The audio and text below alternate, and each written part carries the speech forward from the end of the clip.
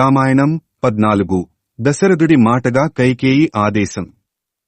కైకేయి కబురు చేయడంతో వెంటనే రాముడు ఆమె మందిరానికి వెడతాడు. అక్కడ దశరథుడు దుఃఖితుడై ఉండటం చూసి ఆందోళన చెందుతాడు. ఏం జరిగిందని కంగారుగా అడుగుతాడు. దశరథుడిని తాను అడిగిన వరాలను గురించి కైకేయి చెబుతుంది. ఆ వరాలను తీర్చలేక ఆ మాటను వెనక్కి తీసుకోలేక దశరథుడు సతమతమైపోతున్నాడని అంటుంది. భరతుడికి పట్టాభిషేకం జరగాలని, రాముడు అడవులకు వెళ్లాలనే తన అభిమతాన్ని వ్యక్తం చేస్తుంది. ఆమె మాటలను వినలేక, వింటూ రాముడిని చూడలేక దశరథుడు మరింత కుమిలిపోతుంటాడు. ఈ విషయంలో తన తండ్రిని బాధ పెట్టొద్దని, ఆమెకి ఆయన ఇచ్చిన మాట నిలబడుతుందని రాముడు అంటాడు. అలాగే తాను అడవులకు వెళ్లి తన తండ్రి మాటను నిలబెడతానని చెబుతాడు. తన తండ్రి నిర్ణయం ప్రకారమే పట్టాభిషేకానికి అంగీకరించానని, అలాగే అడవులకు వెళ్లాలనే ఆయన మాటకి కూడా కట్టుబడి ఉంటానని అంటాడు.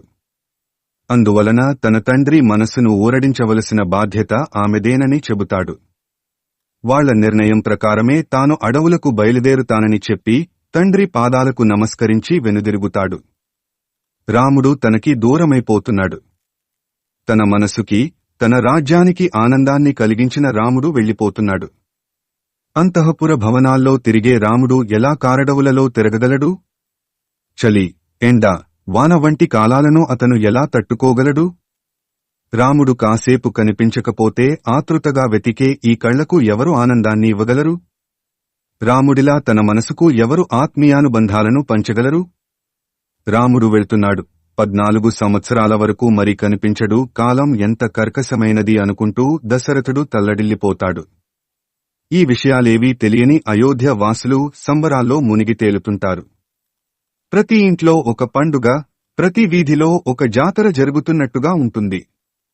రాజభవనాల్లోనూ అలంకారాలు, సన్నాహాలు సందడిగా జరుగుతుంటాయి.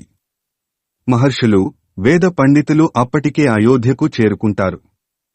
తమకి కేటాయించిన వసతి మందిరాల్లో ఉంటూ కావలసిన ఏర్పాట్లను చూసుకుంటూ ఉంటారు. రాముడి పట్టాభిషేక వైభవాన్ని తలుచుకుని కౌసల్య ఆనందంతో పొంగిపోతూ ఉంటుంది. అదే సమయంలో రాముడు ఆ మందిరంలోకి అడుగు పెడతాడు.